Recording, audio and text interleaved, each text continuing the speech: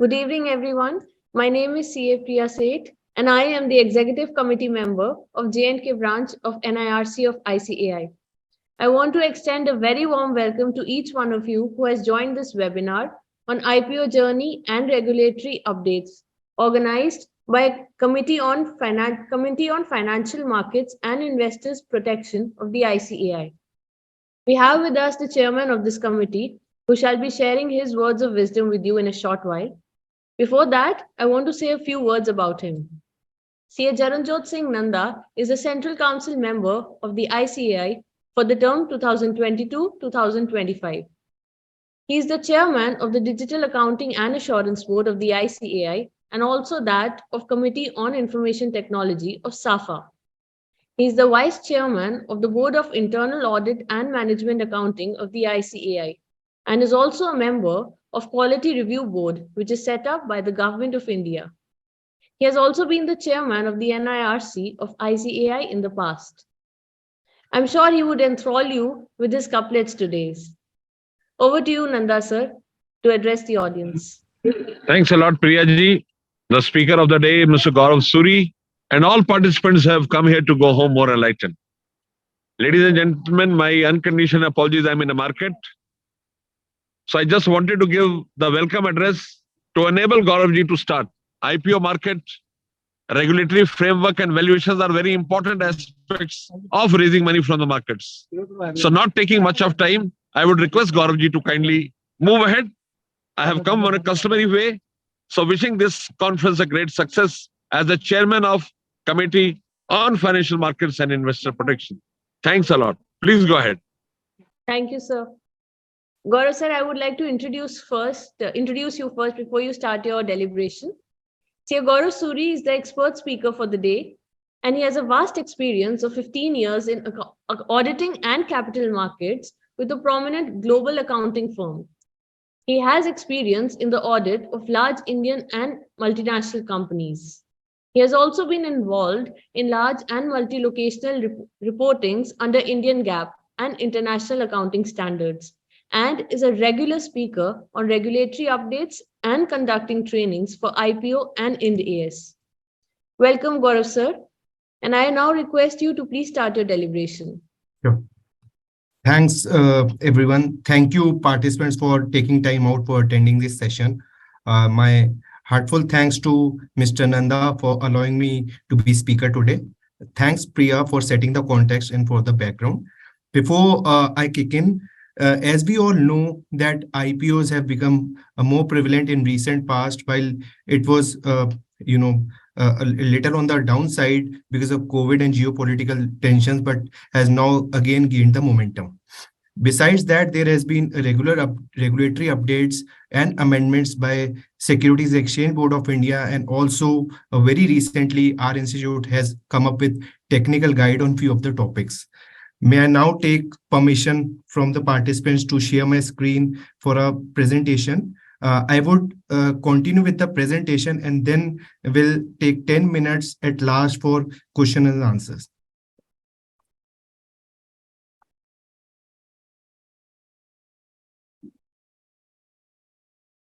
I request the participants to please post their questions in the Q&A box. Sure. Priya, is my screen visible?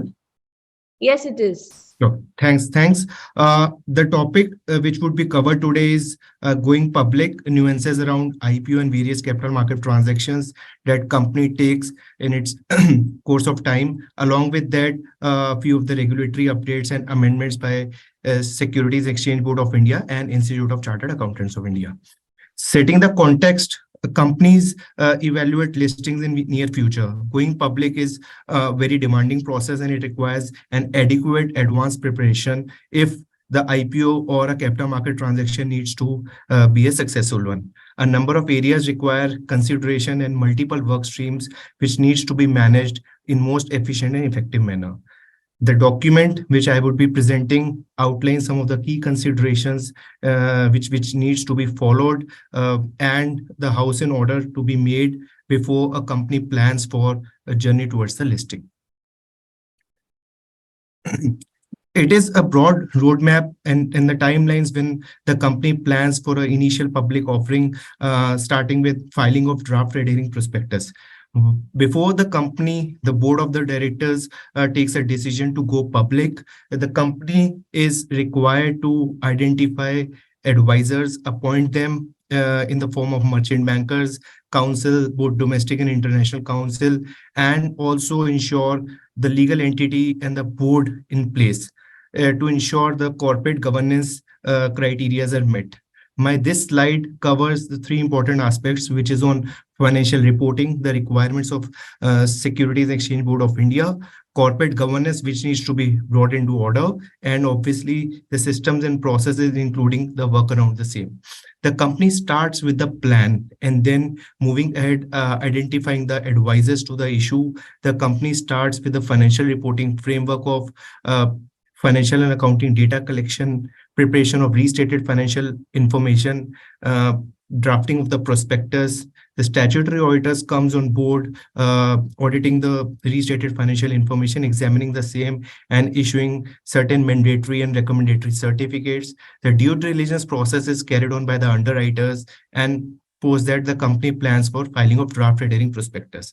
There has been a recent amendment by Security and Exchange Board of India, where there is now a concept introduced as part of filing of confidential draft red herring prospectus. It is in line with the global practices. So many of the companies went to Securities and Exchange Board of India during the time of uncertainties, where they thought that the draft red herring prospectus, once filed with public, their key parameters, financial as well as non-financial and operational parameters, are known to public. And then it becomes uncertain due to domestic and global environment whether company goes for IPO or not. So there should be a concept of confidential filing first, where SEBI reviews the confidential documents, gives its comments, and then the company can proceed with filing of draft herring prospectus. My subsequent slides would cover the concept of confidential filing as well. So this is broadly just a summary of entire journey the company needs to follow, from plan, decision of the board of directors, to hitting the market.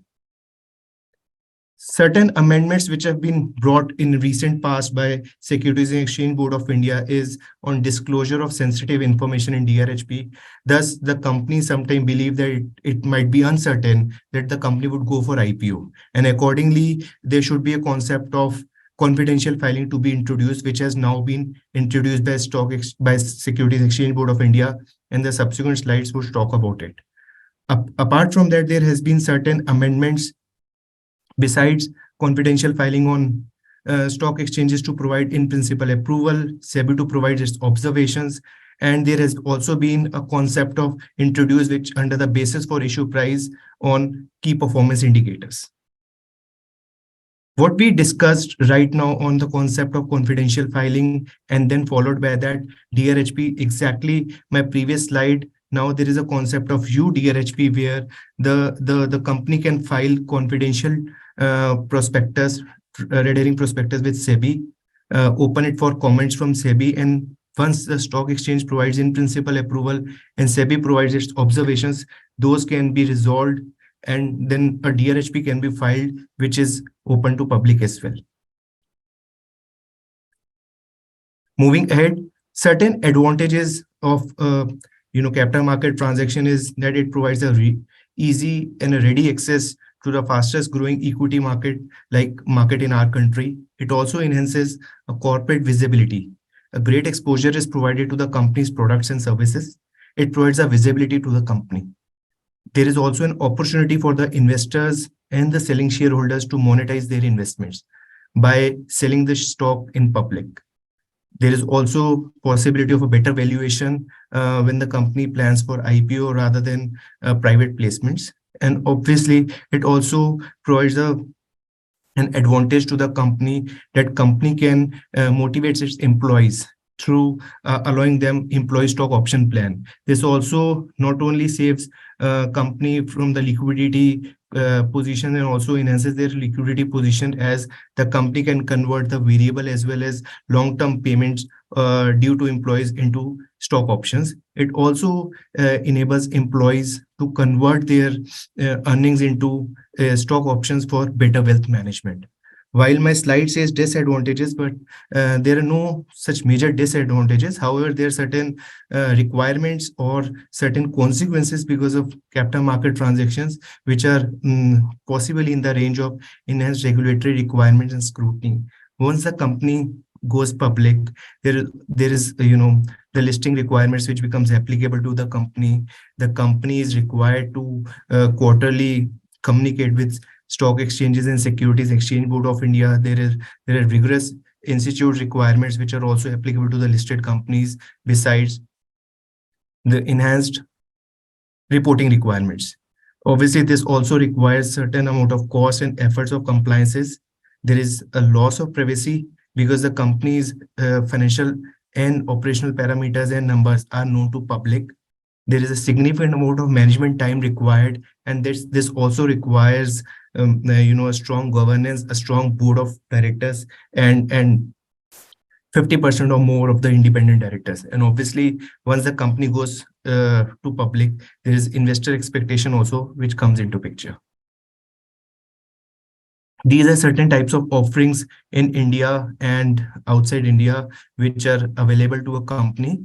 If a company is a private limited company and going for a listing, then initial public offering is the type of offering available. And for the companies which are already listed and intend to raise money from public, there are various types of options which are available in the nature of follow-on public offering, rights issue, private placement, preferential allotment, qualified institutional placement, where company can go to qualified institutional buyers for raising funds. So these are typically the type of offerings which are available. I move ahead. These are some guidance which is applicable and which needs to be followed in spirit when the company is in the process of getting listed, or the company intends for capital market transaction, or a listed company going for further round of fundraising. So the Securities and Exchange Board of India has listing obligation and disclosure requirements, Regulation 2015, which are applicable to the listed companies. And some parts of these, some sections of these LODR are also applicable to the company in the process of listing. SEBI also has a guidance of in the form of issue of capital and disclosure requirements Regulation 2018, which are applicable and which is required to be followed mandatorily for the company on the path of listing. The institute has also issued a guidance note which is applicable to the company as well as to the auditors on reporting in company prospectuses. There was a guidance note which was applicable, and this has undergone a revision in 2019 covering the recent amendments as well as the requirements of Ind AS around it. And last year, MCA came up with certain amendments in the Companies Act on account of Schedule 3 requirements and disclosures, which are also applicable to the company which plans for listing. If a company is planning for listing in India and outside India, including US markets, then there are certain additional guidance which is available under the SEC manual in the form of EUC 920 letters for underwriters and certain other requesting parties. Chapter 43 of SEC manual, it is a Securities and Exchange Commission. Just like SEBI is there in India, there is a regulator in US markets, SEC, and there are certain requirements of SEC which needs to be followed if the company is planning for listing in India and offering of securities outside India in US. And there is also another route which is available to the companies, which is listing in India, outside India, excluding US. In that case, there is a regulation S of SEC manual, which is applicable. So these three requirements are applicable where the company plans listing of securities in India and outside India, in US, in India, outside India, excluding US. However, if the company plans for listing in US, then there are separate requirements of SEC and PCAOB which needs to be adhered to. An offer document. We may now take a stock of what an offer document is. So offer document, it is used in acronym as offer document or a draft red herring prospectus or a red herring prospectus. So offer document is a document which consists of certain requirements, which consists of certain sections, and binded together, it becomes a document which needs to be filed with Securities Exchange Board of India, and which is available to public for observations if it is a draft red herring prospectus, or it is a abridged prospectus in the form of confidential filing, which is filed with stock exchanges and Securities Exchange Board of India for seeking in principle approval before company plans for complete document. So the contents of the offer document are as follows. There are definitions of all the sections and definition of all the attributes mentioned in the document. There is a risk factor, which is a complete section per se within the document, which talks about key risk factors applicable to the company, to the industry in which company operates, and around the promoters as well as the promoter shareholding. There is a objects of offer and basis of offer price. So there is a complete section on objects of offer, which talks about various objects which would be fulfilled through the money raised if it is an initial public offering. Within initial public offering also, there are two portions. One is primary issue, where the company raises funds for meeting its certain fund requirements, where the object clause mentions about various source fund requirements which would be fulfilled through the public money. And there is a offer for sale under the primary issue, where the company does not raise funds, but some of the shareholders of the company monetizes their shares by selling it in the market. Because of that requirement, the company is also required to get its stock listed on recognized stock exchanges in India. There is another section on industry and business section, which talks about the industry in which the company operates, and which also talks about the businesses of the company and nuances around it. There is a complete section on the promoters of the company, promoter group, as well as senior management of the company, and how they have been running this company, their association with the company, and their experience and background. There's a section on financial statements and management discussion and analysis. The section on financial statements consists of restated financial information. In India, there is a concept of restated financial information, which is not there in, where the company goes for listing abroad. But in India, there is a requirement of restated financial information, which is restating the last 3 years audited financial statements to incorporate certain adjustments and requirements, which would be covered in subsequent slides. There is a section on management discussion and analysis, where the company presents their analytical review of the numbers, movements, and the business of last 3 years. There is a section on operations of the company. Followed by that, there is a section on legal compliances, where the company mentions about the litigations by the company, against the company, by the promoters and senior management against them, and what has been the company's response to those legal cases, and the company's assessment of the same. So these are the key listing requirements which needs to be followed. I have just summarized the entire SEBI ICDR regulations requirements into 3 slides. This provides a gist of the key requirements of SEBI, which needs to be adhered to and complied with before the company plans for listing. Once the company plans for initial public offering, the company needs to identify the stock exchanges where the shares of the company would be listed and would be traded.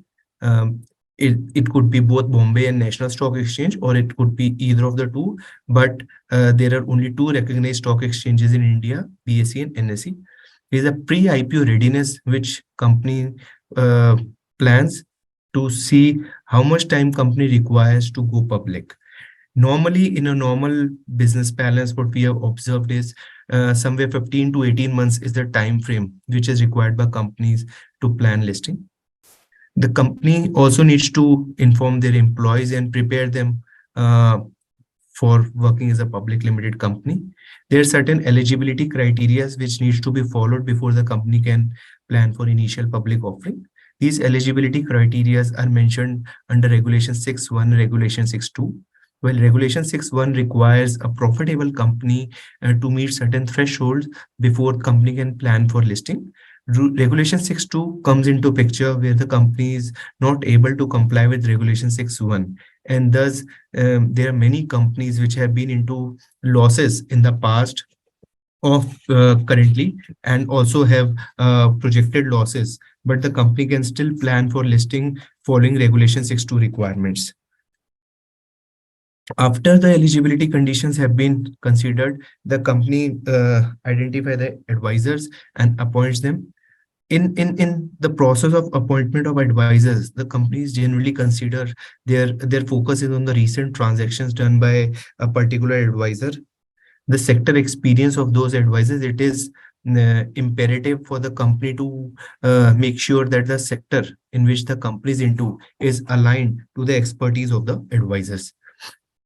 The requirements or benefits of advisors, lead managers, legal counsel, financial advisors, and accounting advisors. The company is required to set up a data room. Company needs to understand and assess the nuances around it, and how and what cost would be required to set up the data room. Familiarizing itself with checklists and processes. There are certain publicity restrictions which becomes applicable when the company plans listing. These are in the form of certain restrictions which are applicable pre-filing of DRHP, certain restrictions which becomes applicable once the DRHP has been filed till the time the company is listed. And then there are certain other publicity considerations around road shows and research reports. And road shows typically happen once the company has filed red herring prospectus and the company is in the process of getting its shares listed on the recognized stock exchanges. There has been a widespread discussion among the primary market advisory committee of SEBI on the promoter group and definition of the promoter and promoter group and identification of the same.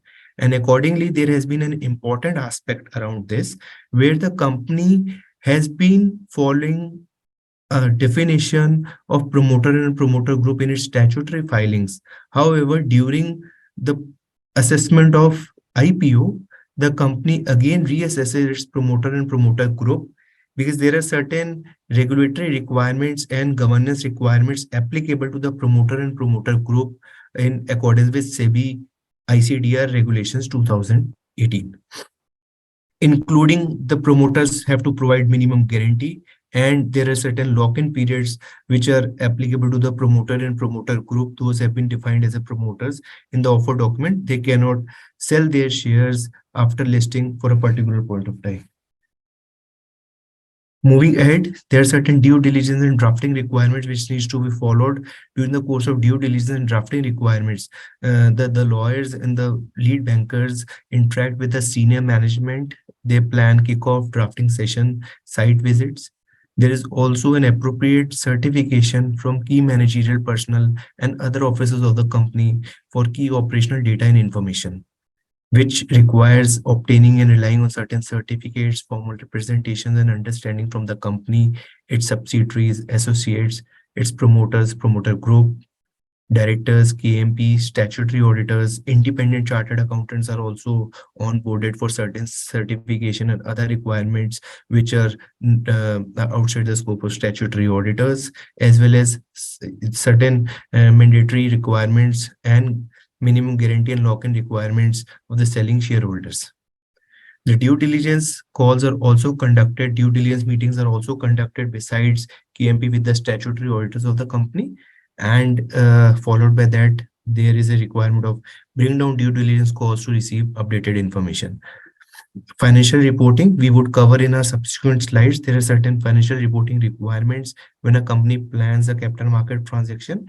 Depending on the type of capital market transaction, there are certain financial reporting requirements.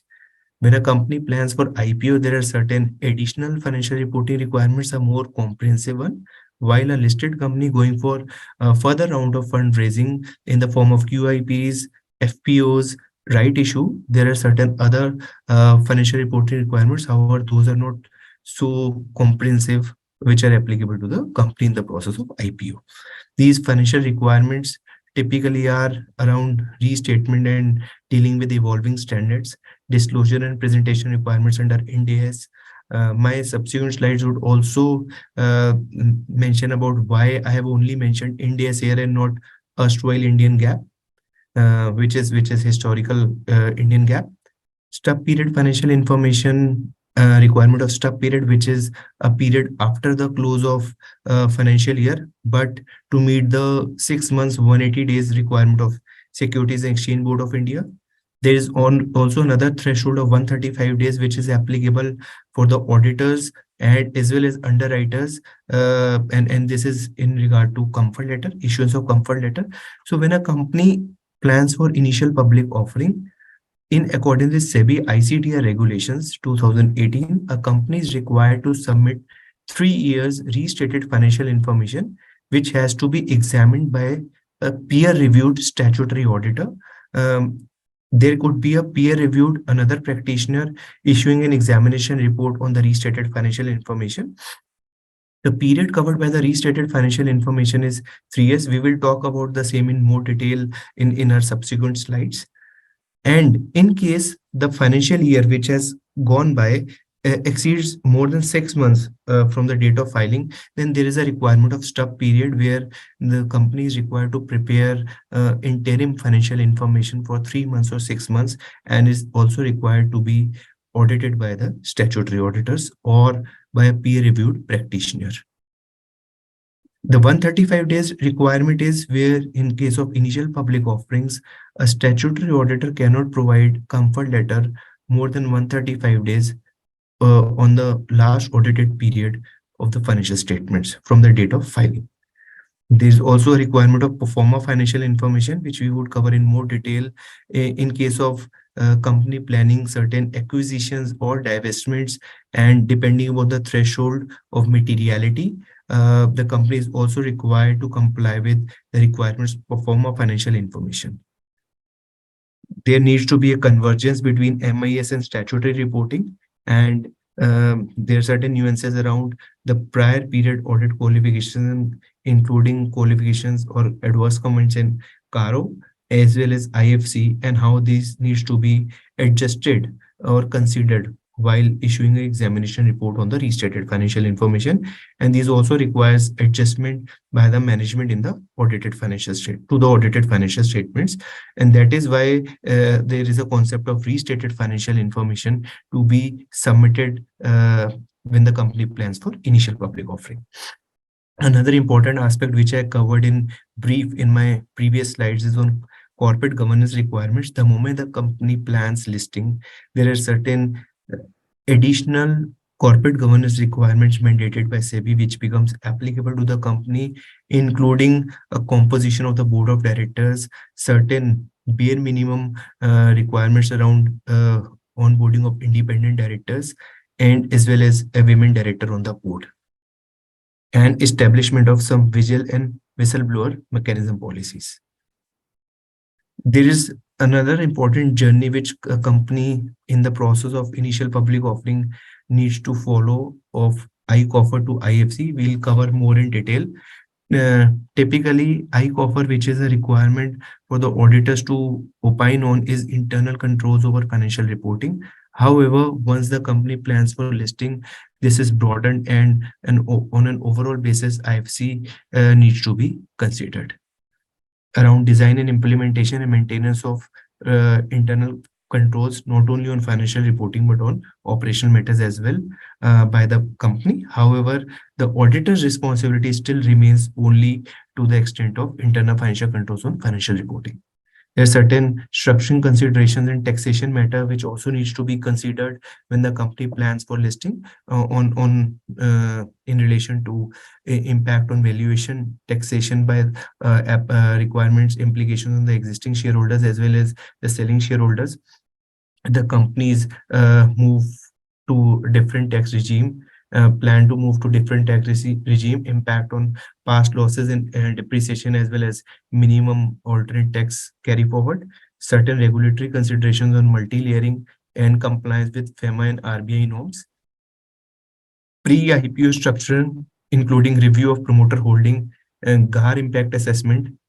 IPO should allow for tax efficient exit for exiting promoters or selling shareholders. And this is how the tax consultant should also be onboarded. There are certain nuances around valuation. Mr. Nanda also touched base the requirements of valuation at the beginning of this session, where there are contemporaneous valuation and documentation to support the pre-IPO and post-IPO valuations. Unlocking the value, structuring considerations, ESOP valuation, pre-IPO issuance, and also there requires to be enhancing the equity story for the company. And last but not the least, one of the most important requirement is of writing the equity story of the company, the plan of the company's historical growth trend, both organic and inorganic, the company's plan towards organic and inorganic growth, acquisitions or divestment in plan, risk considerations, return on equity expectation, as well as key performance indicators and object clause of the company for which the fundraising is required. We'll now move into the section of SEBI specific requirements which are applicable to the companies in the process of listing in the form of issue of capital and disclosure requirements regulation 2018. And the sections I would take you through covers the recent amendments also. Starting with the eligibility criteria for a company which is in the process of getting listed.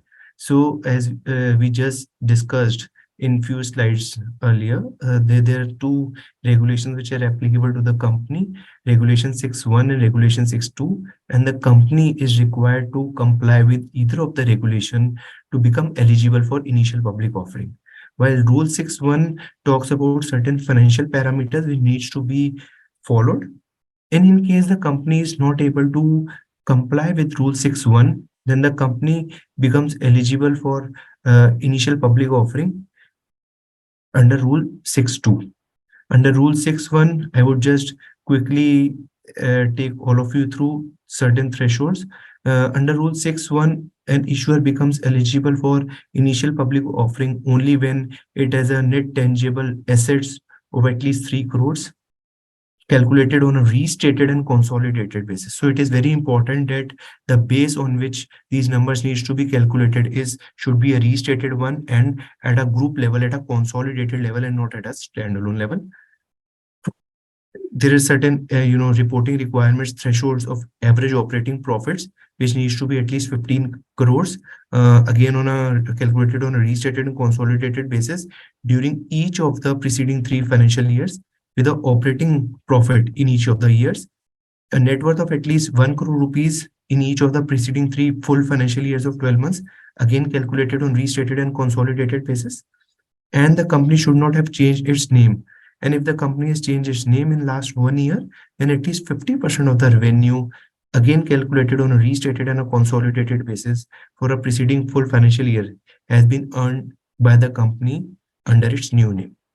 In case any of the, and these all criterias, 4 criteria which we are looking at on the screen, needs to be followed. So all these criteria needs to be followed and not either of them.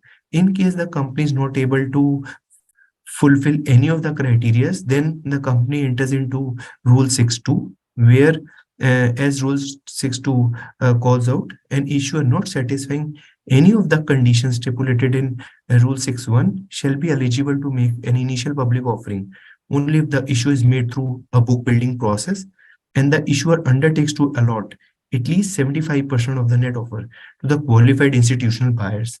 And in case the company fails to do so, then the company is required to refund full subscription money. So the requirement is clear that in case the company is not able to issue at least 75% of its offering to qualified institutional buyers, then the entire subscription money needs to be refunded and not a prorated one.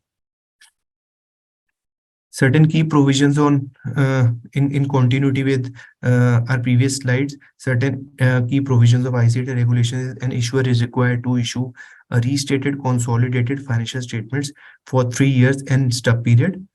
My subsequent slides, in my subsequent slides, I would be covering the requirements of restatement and what is the requirement around, what needs to be followed by the company as well as the practitioner issuing opinion on the restated consolidated financial information and the requirements of stub period as well. One of the important amendment in recent past is that the restated consolidated financial information should be as per Ind AS, which is converged IFRS. More important is that the base financials from which this restated financial information has been prepared should also be as per Ind AS. Now, historically, what used to happen, the company which is not under Ind AS used to prepare its financial statements under erstwhile Indian GAAP, and then the company used to do adjustments to convert their base financial statements as per erstwhile Indian GAAP into restated financial information following Ind AS. However, SEBI made it clear last year that the base financial statements should also be Ind AS. So now technically there is an enhanced requirement on the company as well as the practitioner. That is, the company which was into erstwhile Indian GAAP for its last 3 financial years have to first prepare special purpose India's financial statements for the 3 years. Those 3 years special purpose India's financial statement needs to be audited by a statutory auditor or a peer reviewed practitioner, and then the company will have to use those special purpose 3 years India's financial statements to prepare its restated financial information. In case where the opinion on restated consolidated financial information has been provided by a peer-reviewed chartered accountant, and a chartered accountant who has to provide opinion on restated consolidated financial information has to be peer-reviewed in accordance with the requirements of Institute of Chartered Accountants of India. In case the practitioner who is providing opinion on restated financial information is not a statutory auditor, then this fact needs to be brought by the company as one of the top 10 risk factors in its offer document. However, this amendment was brought in by SEBI in 2018. In erstwhile SEBI requirements of 2009, only statutory auditor could have issued an examination report and certificates to the company in the process of listing. However, SEBI regulations 2018 brought this amendment where it allowed a practitioner other than a statutory auditor, provided that practitioner is peer reviewed, to issue examination report on restated consolidated financial information and to issue certificates. However, in that case, SEBI believes that this is not so common, and accordingly company should bring this fact as one of the top 10 risk factors in its offer document. The financial statements, in case reported in any other currency other than Indian rupee, needs to be translated into Indian rupee in accordance with applicable Ind AS, which is Ind AS 21, while preparing the restated financial information. And all the foreign consolidated entities, whether subsidiary, associates, or joint ventures, should also be audited unless the statutory auditor believes those are not material to the consolidated financial statements, and those foreign entities should also be translated into Indian currency in accordance with applicable Ind AS 21 and needs to be audited in accordance. The restatement and the translation adjustments also needs to be audited by the statutory auditor. In any case, total unaudited information should not exceed 20% of turnover or net worth of PBT of the respective year. And why there is a requirement of 20%? This 20% requirement is therefore listed companies under SEBI LODR regulations 2019, listing obligation and disclosure requirements regulation 2015. Those require at least 80% of the financial numbers to be audited, and thus this requirement also becomes applicable to the companies which are in the process of listing. Certain other provisions of ICTR regulations 2018 which are applicable is that there is also a requirement of stub period. So the financial information period covered in the restated consolidated financial information is 3 years, and there should be less than 180 days of the last reporting period and the date of filing of offer document. And in case that period has exceeded by 180 days, then the company is required to prepare interim financial information in the form of stub period, 3 months or 6 months or 9 months, depending upon the situation, which also needs to be audited by its statutory auditors or a peer-reviewed practitioner. However, while preparing the stub period financial information, there is an option for the company to comply with Ind AS 34 and prepare comparatives, but those comparatives are optional as made by SEBI. The restated financial information, which is restating the last 3 years audited financial information to adjust for qualifications, reclassifications, and other adjustments, which we would talk of in more detail in our subsequent slides. However, SEBI has made it clear that the restatement should not be for changes in estimates until and unless those estimates were done and there was certain error around it identified by the company or by the statutory auditors. If those estimates had some errors, then those needs to be rectified while preparing the restated financial information. However, if those estimates were made in prudence and the auditors were comfortable with those estimates, in that case, in case there is a change in estimate, the company cannot take a benefit of hindsight, and these estimates are not required to be adjusted while preparing the restated financial information. The company is required to give a reconciliation of the reserves as well as the profit or loss as per last audited financial statements, and the reserves and profit or loss as per restated financial information, explaining all the restatement adjustments which have been made. The related party disclosures. So earlier under SEBI ICTR regulations of 2009, and the company used to present both the company was required to present both restated standalone financial information and restated consolidated financial information. However, SEBI regulations of 2018 made it easy for the companies, and the requirement of standalone restated financial information was done away with. So now under SEBI ICTA regulations of 2018, the company is required to only present restated consolidated financial information and not standalone financial information. However, only for related parties, the SEBI requires annexure both related parties at standalone level, which is covering transactions before elimination on account of consolidation, and related parties at consolidated level, which is prepared after elimination of intra-group transactions. SEBI also requires companies to mention about any possible special tax benefits under both direct and indirect tax laws, which would be applicable to the company, to the issuer, and to its shareholders and material subsidiaries. And SEBI also requires the statutory auditors to certify this requirement. If the proceeds which the company plans to raise under initial public offering is to be used for acquisition of one or more material businesses or entities. I mentioned material business entities would cover why I'm using the word material. There is a requirement of this requirement is applicable for both acquisition of non-material businesses or entities as well as acquisition of material business or entities. However, the requirements are different depending on the materiality of the potential acquisition to the consolidated financial statements.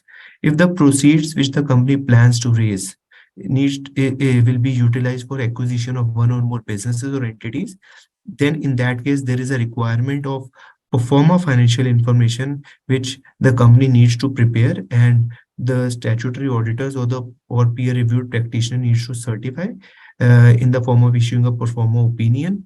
In case the potential acquisition is likely to exceed 20% of turnover or net worth of profit before tax as per restated consolidated financial information. In case it is less than 20%, then the requirements of pro forma financial information is not there, but the statutory auditor or a peer-reviewed practitioner needs to certify the facts of potential acquisition and the money to be raised in IPO and utilization of that money for potential acquisition, and that acquisition is below 20%. There was a guidance note issued by Institute of Chartered Accountants of India for pro forma financial information. However, that guidance note has been withdrawn. But in the absence of any specific guidance, practically that guidance note is still followed by the companies and the statutory auditors to meet the requirements of performer financial information. In case where the general purpose financial statements of the businesses or entities to be acquired or divested are not available, then there is a requirement of combined stroke carved out financial statements, depending upon whether it is an acquisition, then combined financial statements, and if it is a divestment, then carved out financial statements of that particular business or entity proposed to be acquired or divested needs to be prepared in accordance with the guidance note issued by Institute of Chartered Accountants of India for combined stroke carved out financial statements. There is another important concept of basis for issue price, which SEBI requires to be included in the offer document. There is a complete section on basis for issue price to be included in the offer document. The basis for issue price talks about uh, qualitative factors as well as quantitative factors, basis which the issue price would be determined in future. And the section of basis for issue price is drafted in the offer document by the company in consultation with book running lead managers on the basis of assessment of market demand for the equity shares offered through book building process. I had only made this slide illustrative considering automotive company. Now let's say the company which is planning listing is into automotive sector. Then some of the qualitative factors which could be, and these are only potential illustrative list and not an exhaustive list, certain of the qualitative factors which could be included in the offer document under the basis for issue price section could be largest and fastest growing automotive company with dominant position in any part of India and well positioned to leverage the high growth in the Indian automotive industry. Second could be an integrated auto component parts provider that offers one-stop solution. So these are only illustrations. There could be similar sort of qualitative factors which could be introduced, mentioned in the basis for issue price section under the qualitative factor. And the quantitative factors which could be there under the basis for issue price section will certainly be around basic and diluted earning per share and weighted average of EPS. The weighted average normally given by company under this section in the quantitative factors is 3 years, because the period covered by restated financial information is also 3 years. A price earning ratio, which is extremely important and one of the determining factor to arrive at the offer price. Return on net worth and weighted average of return on net worth of the past, net assets value per equity share, comparison of the company in the process of listing with its listed industry peers. The offer price could be XYZ. However, the draft red herring prospectus and red herring prospectus does not mention about the offer price. It is only included in the final prospectus, which is filed with SEBI and Ministry of Corporate Affairs once the company has cleared all its draft documents with SEBI and stock exchanges, and finally the company is at the verge of getting its stock shares listed on recognized stock exchanges. There is also a complete section on key performance indicators within basis for issue price. We will be discussing about key performance indicators in more detail in our subsequent slides, and I believe the participants would also be aware of the fact that there has been a technical guide on key performance indicators issued by Institute of Chartered Accountants of India a couple of weeks back. And I have tried to incorporate some of the important aspects of that technical guide also in this presentation. On basis for issue price section, it also requires key performance indicators pertaining to issuer company. These key performance indicators, what are these key performance indicators, and what is their requirement of key performance indicators to be included, and the requirements of the company on key performance indicators and the statutory auditor or the peer reviewed practitioner. It would be covered in more detail in our subsequent slides. Broadly, these key performance indicators are in the nature of financial as well as non-financial key performance indicators, and operational and non-operational key performance indicators. And there are certain requirements for the statutory auditors or peer-reviewed practitioners to certify or comment upon these key performance indicators. And the technical guide has also tried to overcome certain nuances or deliberations around the same. Broadly, the basis for issue price section also needs to include disclosure of all key performance indicators pertaining to the issuer company. These key performance indicators should certainly be those which have been disclosed to the investors in the past at any point in time in last 3 financial years. These key performance indicators also needs to be confirmed by the audit committee of the issuer company. And audit committee also has to comment upon that they have verified these key performance indicators, and these key performance indicators are the same which have been disclosed to the earlier investors at any point in time in prior 3 financial years. The issuer company also needs to consult with the lead banker, and in consultation with the lead merchant banker, issuer company can identify certain additional key performance indicators which are qualitatively or quantitatively material to the company, and can ensure appropriate disclosures of those additional KPIs as well. It is not that the company needs to stick to only those which have been disclosed in the past. The company can identify certain additional key performance indicators as well. There needs to be a proper cross-reference of key performance indicators disclosed in other sections of the offer document as well. While all the key performance indicators would be disclosed under the basis for issue price section, but those key performance indicators which have been disclosed in other sections of the offer document also needs to be cross-referenced. And this is the requirement of SEBI. So for all the key performance indicators disclosed, there will be a disclosure of these key performance indicators and a comparison of these disclosed key performance indicators with the peer listed companies in the same sector in which the issuer is operating. And these disclosures needs to be with not only Indian listed peer companies, but also globally listed peer companies as well.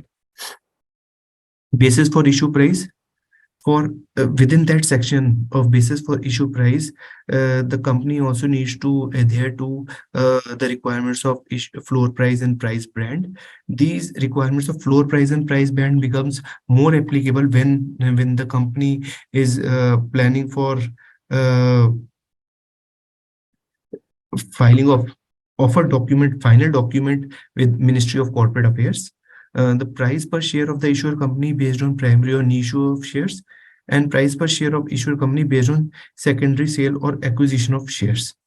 The requirements around price per share of issuer company based on primary or new issue of shares could be equity or convertible securities, excluding the shares issued under ESOP or ESOS, and issuance of bonus shares during 18 months preceding the date of filing of DRHP or RHP, where such issuance is equal to or more than 5% of the fully diluted paid up share capital of the issuer company.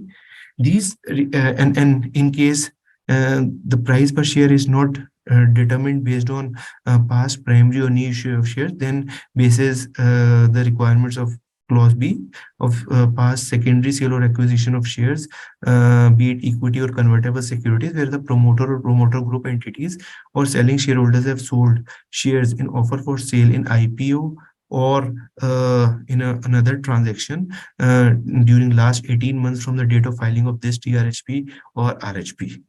There is an important note to consider that in case no such transaction has happened, which are there is in clause A or clause B above, then the information shall be disclosed for price per share of the issuer company based on last 5 primary or secondary transactions.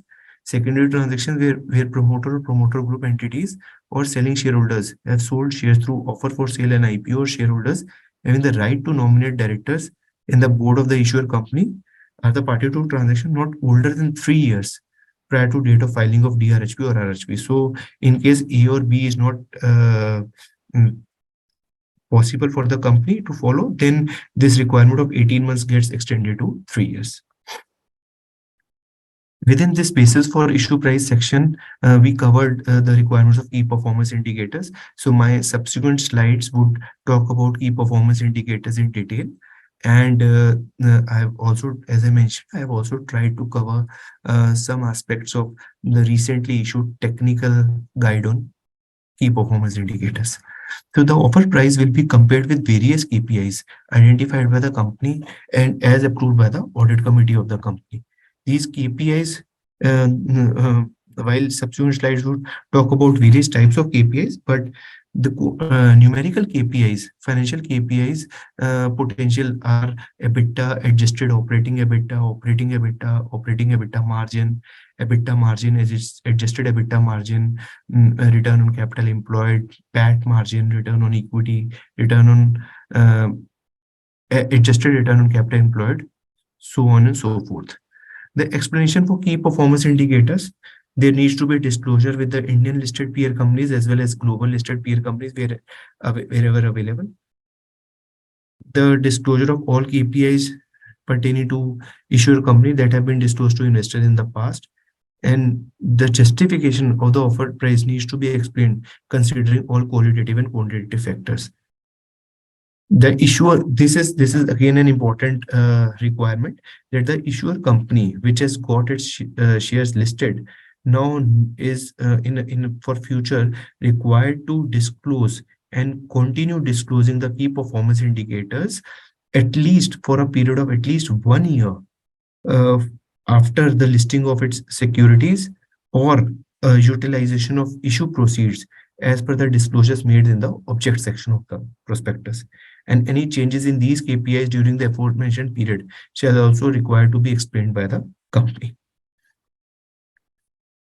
So this was a consultation paper issued by SEBI on 18th February 22 with respect to key performance indicators and inclusion of key performance indicators as the basis for issue price section.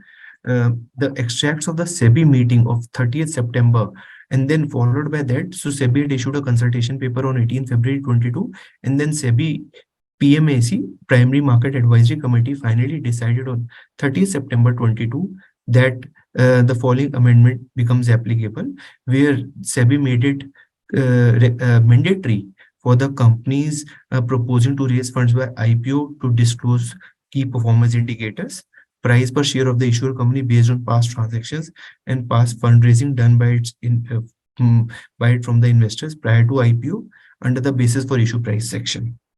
So this was actually a decision of PMAC of SEBI on 30th September, which made it mandatory for the companies to disclose key performance indicators and disclose them in the basis for issue price section and cross-reference it to the other sections wherever those key performance indicators have been disclosed. So I am now just giving a reference and gist of the recently issued technical guide on key performance indicators. This technical guide institute has actually tried to help the practitioners as well as the statutory auditors and on the roles and responsibilities of the statutory auditor or the practitioner regarding the key performance indicators disclosed by the company and its roles and responsibilities, including opining or certifying or covering them as part of comfort letter. The technical guide is applicable only for issue of securities in India and only in India.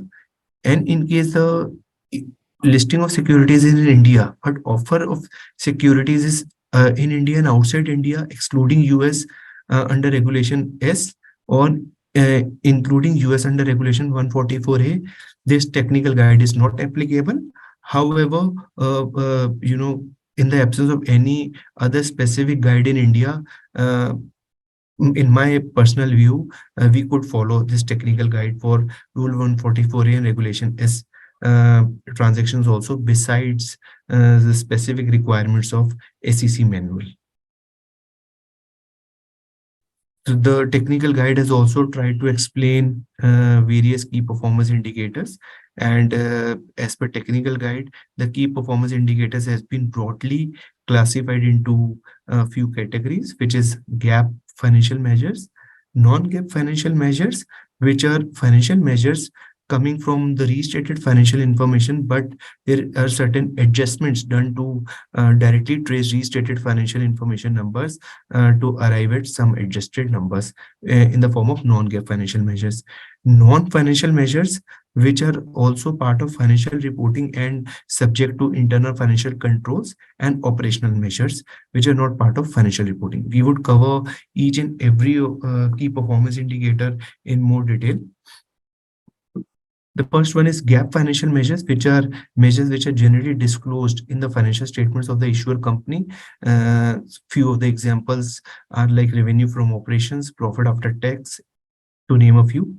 Non-GAAP financial measures, some of the numerical measures of the issuer companies, historical financial performance, financial position, or cash flows that exclude or include certain adjustments that have the effect of excluding or including certain amounts, and thus these are referred to as adjusted financial measures, and thereby we cannot call it as a GAAP financial measure, and then it enters into the umbrella of non-GAAP financial measures.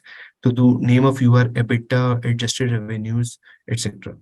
Non-financial measures part of financial reporting. So these are the quantitative information that have been obtained from the accounting records, and very important, and that is why I have highlighted on this slide, is that these should have been subjected to the same controls or financial reporting as the amounts reported in the financial statements. So the amounts which are reported in the financial statement needs to be subjected to internal financial controls, and the statutory auditors are required to test and opine on the adequacy and operating effectiveness of those internal financial controls or financial reporting. Similarly, there could be certain quantitative information besides the financial numbers. That information has also gone through the lens of internal financial controls. To name few of the examples could be number of permanent employees as at the reporting date, etc. The fourth one is operational measures, which are not part of financial reporting.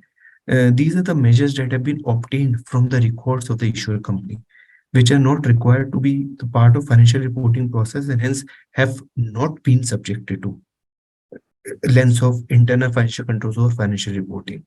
These could be followers on social media, number of applications downloaded, number of clicks, number of subscriptions, etc. Note on operational key performance indicators, the practitioner, and my previous slide mentioned that, and this is defined in the technical guide also, that a practitioner in the entire guide is referred to as statutory auditor or independent chartered accountant, or a firm of independent chartered accountant that holds a valid peer review certificate. So what the technical guide is saying, that the statutory auditor or a peer-reviewed practitioner is responsible to opine or certify or cover it as part of legend grading under the comfort letter on the GAAP financial measures, on the non-GAAP financial measures, as well as on the non-financial measures which are part of financial reporting. But there is no responsibility of the practitioner on operational KPIs, and there other professionals, it could be independent chartered accountant or other professionals which are mentioned in ICD regulations, will have to take onus of the same as part of roles and responsibilities.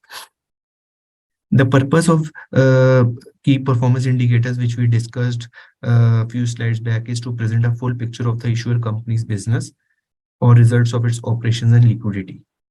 The key performance indicators included in the offer document should not be presented with more prominence than the GAAP measures reported in the financial statements. So then a very important point to note, which is also reiterated by the technical guide, is that the key performance indicators are an additional disclosures which are mandatory for the readers and public to assess the offer price. But these key performance indicators should not be disclosed by the company, its bankers, with a more prominence than GAAP measures. So the main prominence should be given on GAAP measures, as key performance indicators should be, in terms of prominence, should be at lower or equal prominence to the GAAP measures. But certainly key performance indicators cannot be considered to be the marketing numbers used by company or bankers to do a window dressing of the offer price.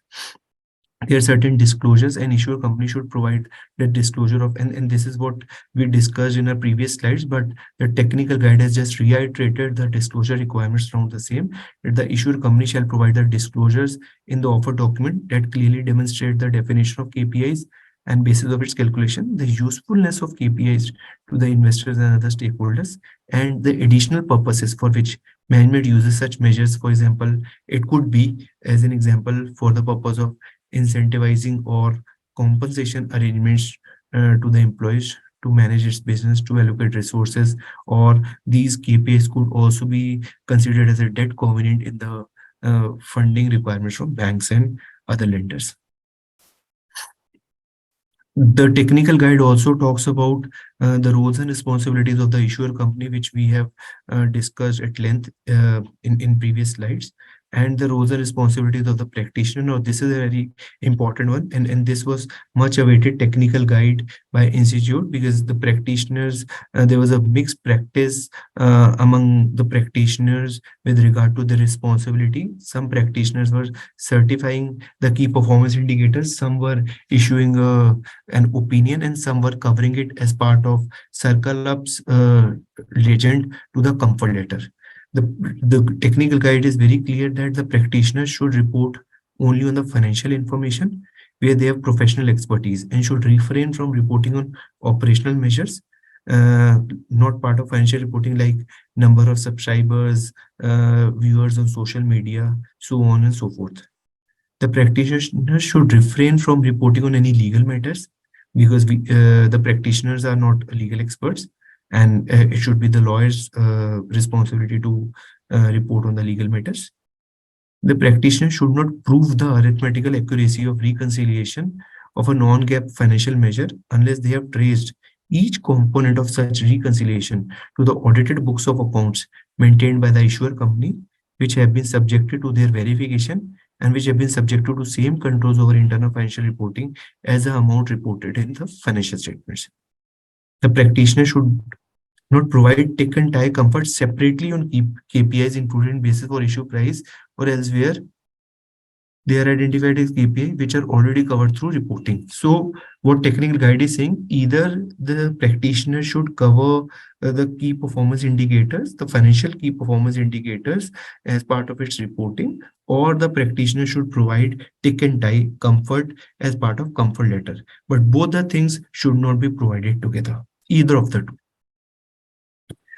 In case there is a change in auditor in the period of last 3 years, then the incoming auditor has to depend on, rely on the practitioner or the predecessor auditor in terms of reporting on KPIs for the periods which were audited by predecessor auditor.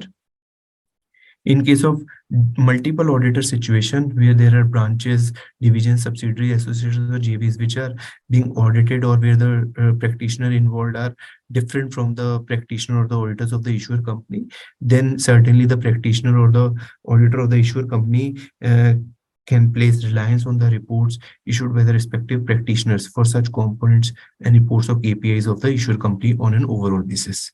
Other important points which needs to be considered, and that is why I have highlighted these important points, is that the KPI should be disclosed by the issuer company on a consolidated basis. Since the restated financial information is on a consolidated basis, and thus the KPI should also be disclosed on a consolidated basis and not on a standalone basis. The KPIs should not be disclosed on pro forma. So the pro forma financial information is presented only as a pro forma, and it is not a historical financial information. So the requirements of pro forma financial information, which I would be covering in subsequent slides, is on showing it to readers of the offer document that as if the potential acquisition or divestment would have happened in the periods presented, then what the financial numbers would have looked like. So it is only a pro forma, and thus KPI should not be disclosed on pro forma financial information. There should be no forward-looking KPIs. The KPIs can only be pertaining to historical numbers and historical financial numbers, as well as historical accounting numbers subject to internal financial controls. There should not be forward-looking KPIs. And usually the KPI certificates to be issued by statutory auditor or a practitioner would be addressed to the board of directors of the issuer company. We discussed the concept known as non-GAAP financial measure under KPIs. It is important for all of us to understand what a non-GAAP financial measure is and why these numbers are called non-GAAP financial measures and why it is different from the numbers appearing coming from the restated financial information. So the non-GAAP financial measures are the numerical measures of the issuer company's historical financial performance. So emphasis needs to be given on the word historical financial performance, financial position, or cash flows that excludes or includes certain adjustments.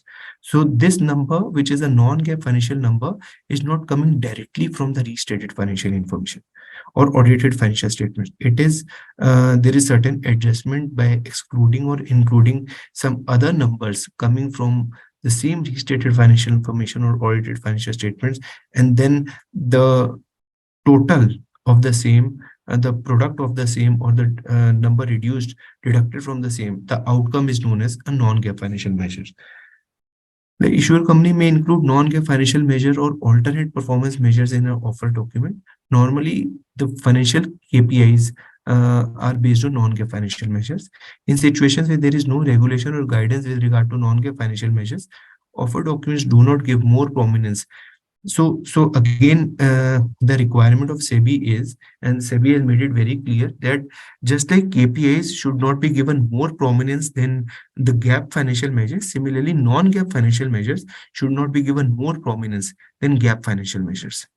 And the section on non-GAAP financial measures should include definitions, the reconciliation to most directly comparable GAAP measure, and explanation on the use of non-GAAP measure in order to allow the users to understand their relevance and reliability. Issuer company may include non-GAAP financial measures or alternate performance measures in an offer document. Some of the examples of non-GAAP financial measures is earnings before interest, taxes, depreciation, amortization, EBITDA, adjusted EBITDA, return on net worth, return on capital employed, profit after tax margin, profit before tax margin. So a number which is coming from restated financial information or audited financial statements, another number which is either excluded or included in the previous number to arrive at an outcome is known as this outcome is known as a non-GAAP financial measure. The amendments, certain other amendments which are there in the pre-filing of the offer document in case of IPOs is that if the issuer fails to refund the entire subscription amount within 4 days. Earlier, the requirement was 15 days, the time period was 15 days. Now, if the issuer is unable to refund the entire subscription amount within 4 days from the date of closure of the issuer is liable to pay interest at 15%. So earlier the period was that issuer could have kept the subscription money for 15 days, but now only that period has been reduced to 4 days as part of enhancing the investor protection rights by SEBI. Entities not eligible to make an IPO if the issuer or promoter or directors is a willful defaulter or a fraudulent borrower. So earlier there was only mention of willful defaulter in the SEBI requirements. Now SEBI has also amended it to include fraudulent borrowers. So these amendments are more towards investor protection, so as to protect the money of public at large, and that is why the 15 days period has been reduced, shortened to 4 days. That is why besides willful defaulter, if the company which is a proposed issuer, any of its promoters, and the word says any of its promoters, not all, any of its promoters or any of its directors is a willful defaulter or a fraudulent borrower, then that company will lack the requirements of Rule 6.1 and Rule 6.2 both, and thus will not be eligible to make an initial public offer. The consolidated financial statements prepared in accordance with Ind AS for 3 years and stub period should be audited and certified by statutory auditor or a chartered accountant who holds a valid peer review certificate. So earlier, SEBI ICTR 2009 only required the statutory auditors to opine and examine the restated financial information.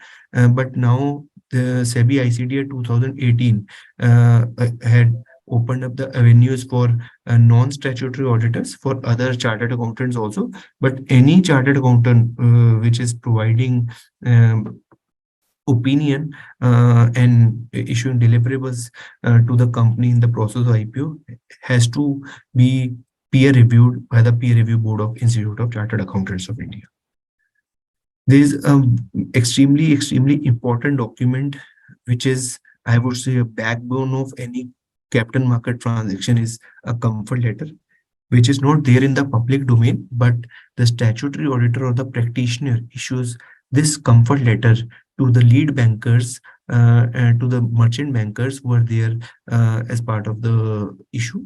And this basically letter talks about that the statutory auditor, the practitioner, has complied with all its rules and responsibilities in accordance with SEBI ICTR 2018 and guidance note issued by Institute of Chartered Accountants of India. And tomorrow, God forbid, if any disruptions or misstatements happen, then merchant bankers can catch hold of the statutory order or the practitioner basis this comfort letter. So there are different types of comfort letters depending upon different types of offerings.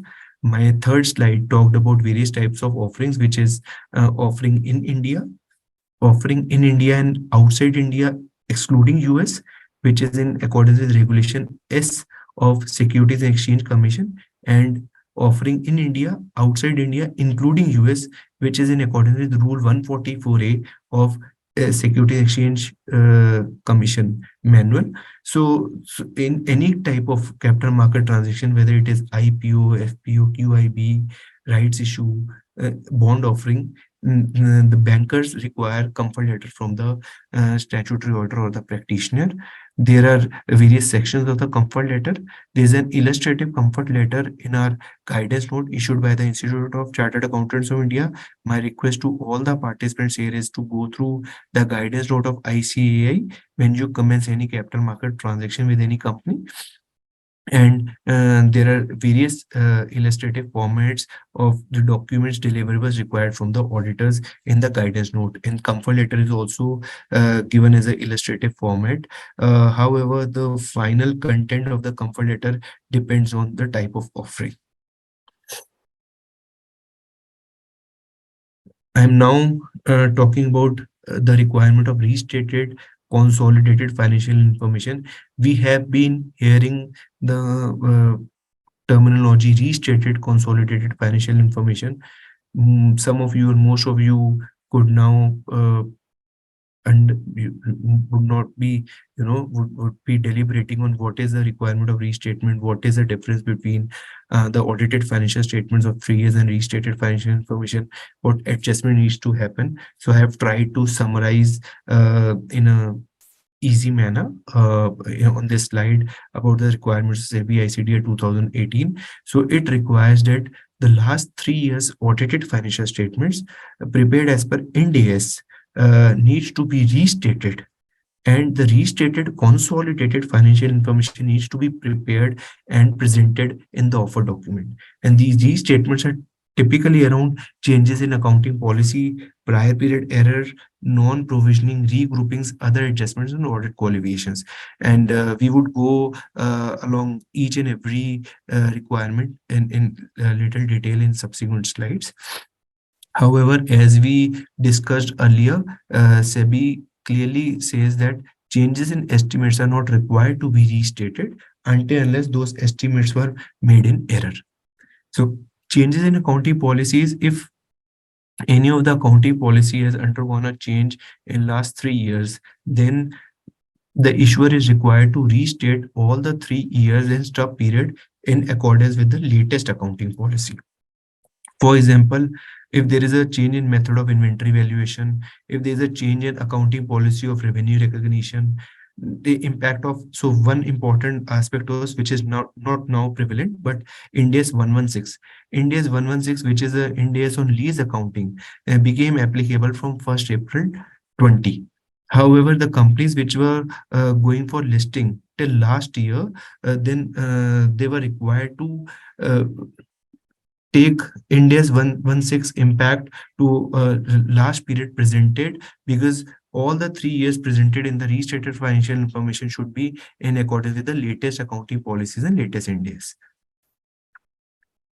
Another one is prior period error. If there happens to be any errors which have been identified by statutory auditors in any of the 3 preceding financial years, then those errors needs to be rectified while preparing the restated financial information by restating the audited number to incorporate, rectify that particular error.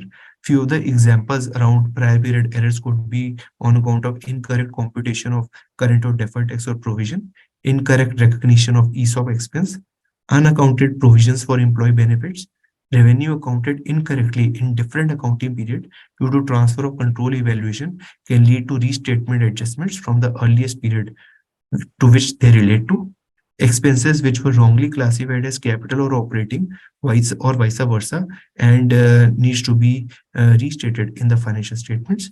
Incorrect accrual of expenses of the previous years accounted in current year would be treated as prior period error. Now, these are only an illustrative list and not an exhaustive one, but moot point is any error pertaining to any of the prior periods within the period of 3 years presented in restated financial information. If there happens to be any error, that needs to be rectified in the restated financial information.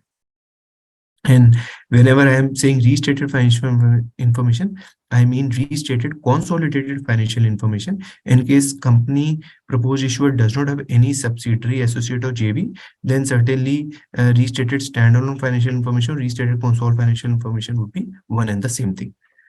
The fourth potential restated adjustment could be on account of non-provisions, regroupings or other adjustments. The instances of non-provisions, regroupings or other adjustments, if any, relating to previous years should be adjusted in corresponding period while arriving at the profit or losses for the years to which they relate.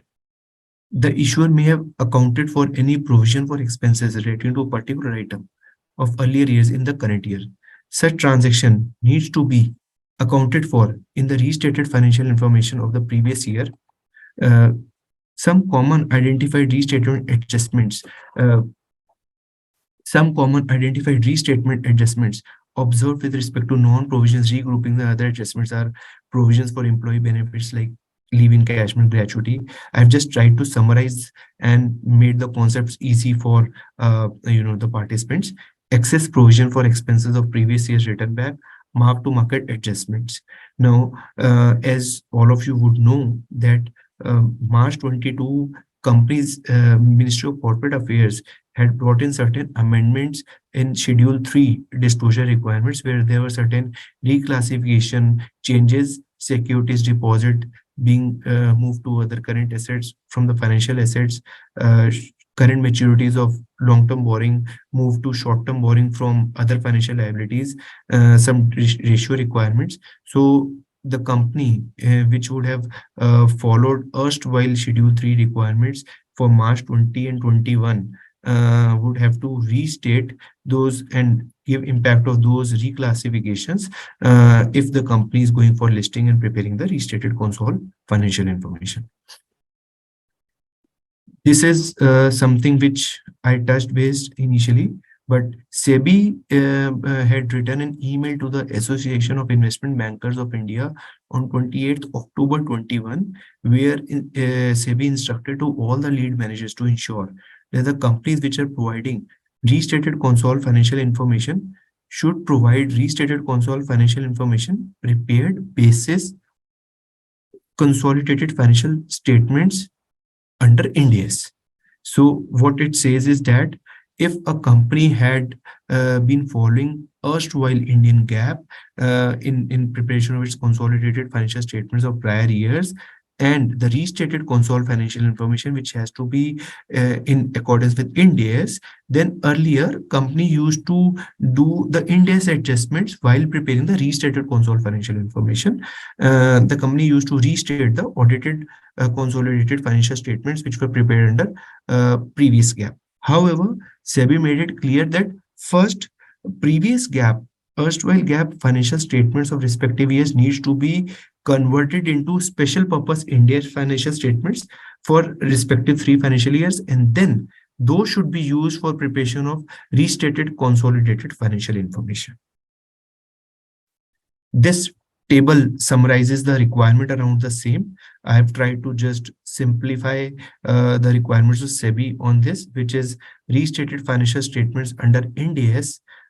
So company, if the company has been following Ind AS, then the three financial statements of respective years would have been under Ind AS. The company could have just converted those three financial statements into restated consolidated financial information. However, if the respective financial statements were under previous GAAP, then company was required to first convert those previous GAAP, I-GAAP financial statements of respective years into special purpose Ind AS financial statements of respective years, and then use those to prepare restated consolidated financial information under Ind AS. So we'll take a pause here. So in case the restated financial information was under Ind AS, then incorporating restatement adjustments and moving to so Ind AS financial statements, restatement adjustment, and moving to restated consolidated financial information. However, if the 3 years financial statements are under IGAP, which is erstwhile Indian GAAP, then first converting these three financial statements into special purpose Ind AS financial statements in accordance with SEBI email, then doing these restatement adjustments to arrive at the restated consolidated Ind AS financial statements. Moving ahead, some of the key regulatory disclosures which are required as per SEBI, as per Schedule 3. So I just touched base. March 22, Ministry of Corporate Affairs had brought in certain amendments to Schedule 3, which is an applicable schedule and in line with which the financial statements needs to be prepared by every company. So Ministry of Corporate Affairs amended the Schedule 3 by bringing into umbrella certain additional disclosures. The disclosures on account of certain ratios such as current ratio, debt equity ratio, trade receivables ratio, turnover ratio, return on capital employed, return on investments, shareholding of promoters as at year end, including name, number of shares, percentage of total shares, detailed aging of trade receivables and trade payables, presentation and classification changes, disclosures on account of that there have been no funds which have been advanced or loaned or invested either from the borrowed funds or share premium or any other sources or kind of funds by the company to or in any other persons or entities, including foreign entities, intermediaries, with the understanding, whether recorded in writing or otherwise, that the intermediary shall directly or indirectly lend or invest in other persons or entities identified in any manner whatsoever, that is the ultimate beneficiaries, by or on behalf of the company, or provide any guarantee, security, or like to or on behalf of ultimate beneficiaries. Similarly, here this requirement is where the company is advanced. Similarly, where the company has received any money from any person, entities, including foreign entities, funding parties per se, with an understanding from the funding party, whether it recorded in writing or not, that the company will directly or indirectly lend or invest to other persons whatsoever, that is to ultimate beneficiaries, by or on behalf of the funding party. No proceedings have been initiated or pending against the company for holding any Benami property under Benami transactions. The company has not been declared as a willful defaulter by any bank or financial institution. The company has not entered into any transaction with the stock of companies. There are no transactions which has been surrendered or disclosed as income during the year-end tax assessments. There are no charges or satisfactions yet to be registered with ROC.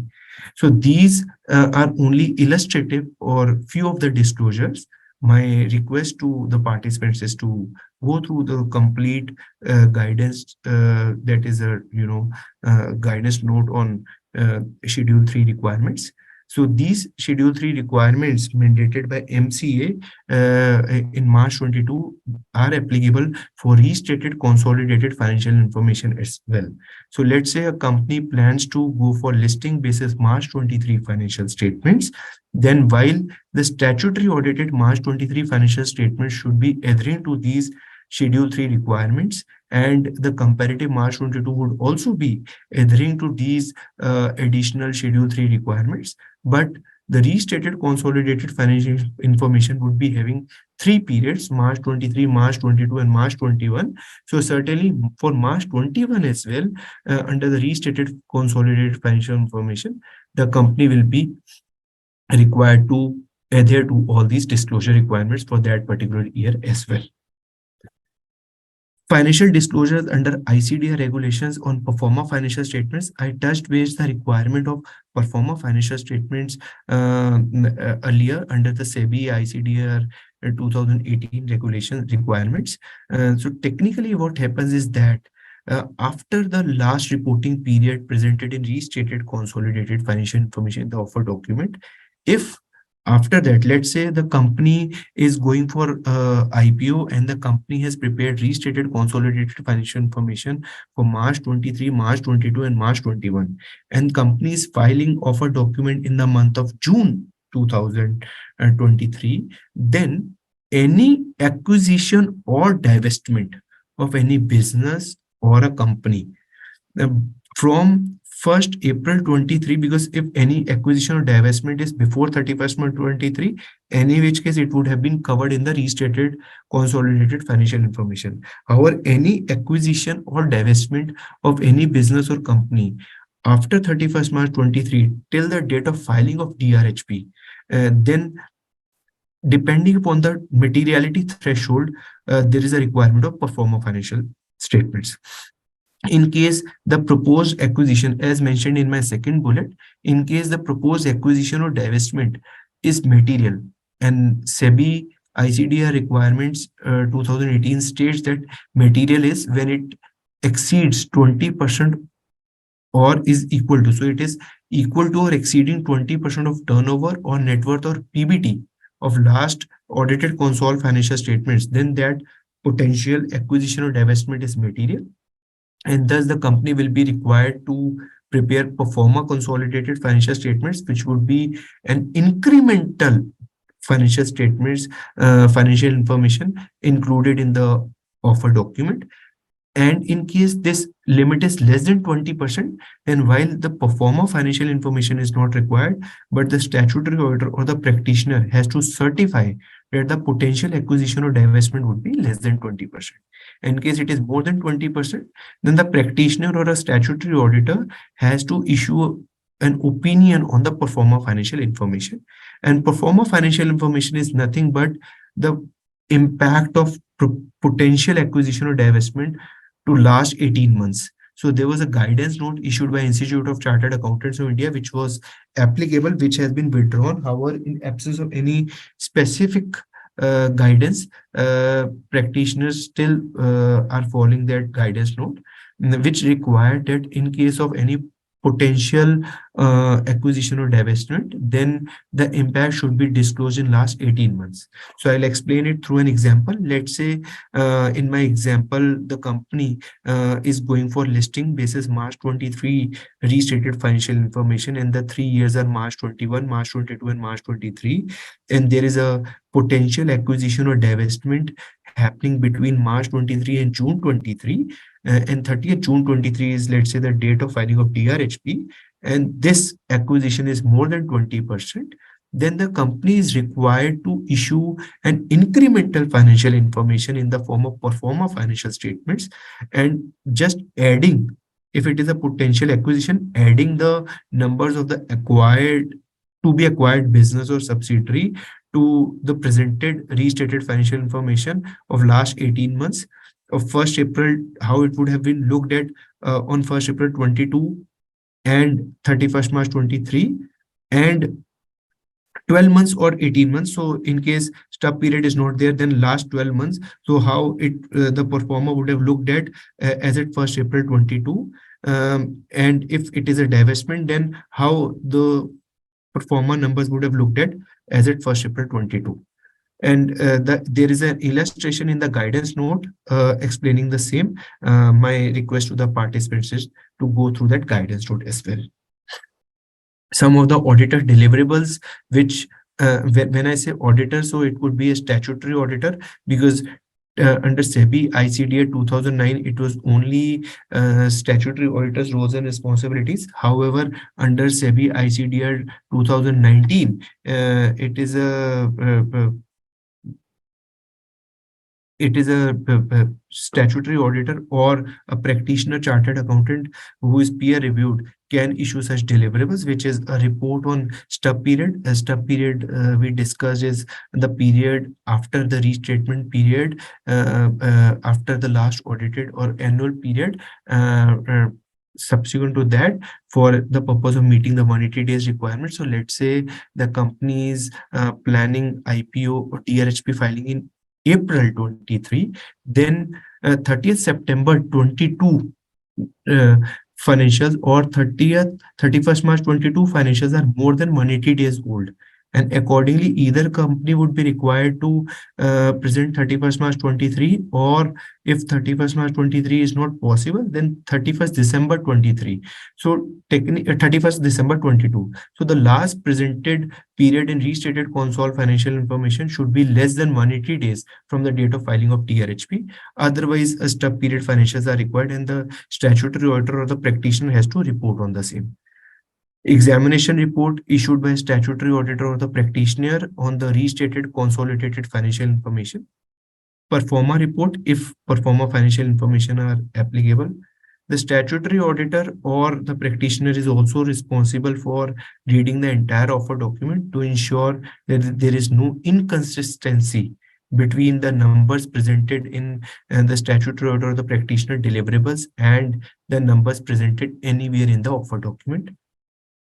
The lead bankers also conduct oral due diligence call and Indian offerings with the statutory auditor or the practitioner who is issuing the reports. Under this oral due diligence call, technically the bankers, lead bankers ask around the company and the auditor or the practitioner's association with the company, any internal control weaknesses or observations in the past, any related party transactions, any other acquisitions or divestments. So in my personal view, the statutory auditor or the practitioner should uh, restrict only to commenting on in the due diligence calls relating to his or her own work, its own deliverables and reporting, and not on any other matter which is management's responsibility to report on. There are certain certificates which are required to be issued by the statutory auditor or the practitioner. These certificates, some of the certificates are mandatory as per SEBI ICDR regulations 2018, and some of the certificates are recommendatory. But in my past experience, I have seen and experienced that the statutory auditor or the practitioner issuing these type of certificates. There are illustrative formats of the audit report on stub period, of the examination report, in the guidance note issued by Institute of Chartered Accountants of India, the guidance note of 2019. That also got amended. So there was a SEBI ICDR 2009 which got amended in 2018. There was a guidance note in 2000 issued in 2009 which also got amended in 2019 in line with SEBI amendments. And there are illustrative formats of all these deliverables, as well as a certificate on peer review, where the statutory auditor or the practitioner has to provide a peer review certificate, which is also included in the offer document, as it is mandatory by SEBI that only peer-reviewed CA firm can be the statutory auditor or a practitioner issuing opinion on the IPO documents. A statement on special tax benefits. So we discussed that under the SEBI ICDR 2018 regulations, the company is required to include in the offer document on certain possible special tax benefits applicable or available to the company, to its material subsidiary and to the selling shareholders. The statutory auditor or the practitioner is also required to issue a certificate on the same, covering both direct taxes as well as indirect taxes for the issuer, for the selling shareholders, as well as for the material subsidiary. Consent letter, the statutory auditor or the practitioner is also required to issue a consent letter giving consent to the company that the auditor or the practitioner's name will be included as an expert defined under the Companies Act in the offer document. Eligibility certificate, well, eligibility certificate is not a mandatory certificate, but in practical experience, I've seen that bankers do ask for the eligibility certificate. So we discussed on the two eligibility criteria which are there in Rule 6.1 and Rule 6.2 of SEBI ICDR. In case the company is meeting certain thresholds, then the company is required to fulfill the eligibility criteria of Rule 6.1, and the statutory auditors or the practitioner typically certify the calculations of Rule 6.1. And in case the company is not able to meet any of the criteria of Rule 6.1, which is tangible net assets, net worth, or profit, then Rule 6.2 becomes applicable, where at least 75% needs to be issued to qualified institutional buyers, and the offer price would be calculated through a book building process. Then the statutory auditor can issue a certificate around it. There is an important certificate on corporate governance, which is again optional. It could be issued by a statutory auditor or a practitioner, or it could also be issued by an independent chartered accountant that the company has complied with or is in the process of complying with corporate governance requirements. While the company which is into process of listing, on the date of submission of DRHP or other offer documents, the company is still not listed, and accordingly SEBI listing and obligation disclosure requirements are not applicable. Those become applicable once the company is listed, but the company is required to comply with the corporate governance requirements before getting listed. And there are corporate governance requirements and SEBI listing obligation disclosure requirements which needs to be adhered to in the form of number of directors, board of directors committees, minimum independent directors, women director on the board, and maximum age limit of the all the directors.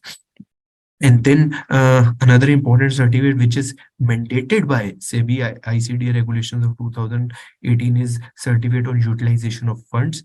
So in case the issue of initial public offering is a primary issue, and the company is intending to raise funds, and those funds are intended to be utilized for repayment of loans or for some other requirements, certainly those would be covered in the object clause. It is mandatory for the company to disclose the so the requirements and where the funds would be utilized, but the statutory auditor is also required to certify the utilization of those funds, and whether those funds which have been raised from the public by the company have been utilized for the one of the objects or all of the objects which were mentioned in the object clause in the offer document.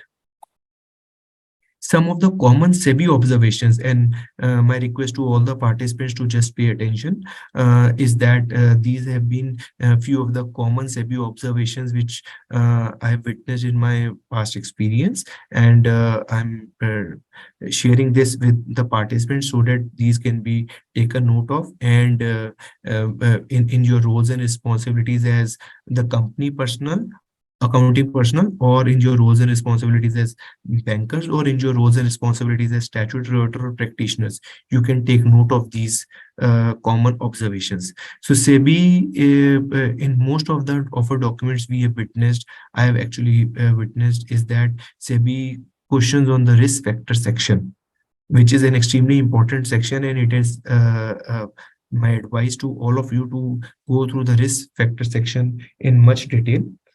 So here, SEBI has been questioning on, the clauses under risk factor, matters disclosed in the risk section, suggesting or evaluating some new or additional risk factors.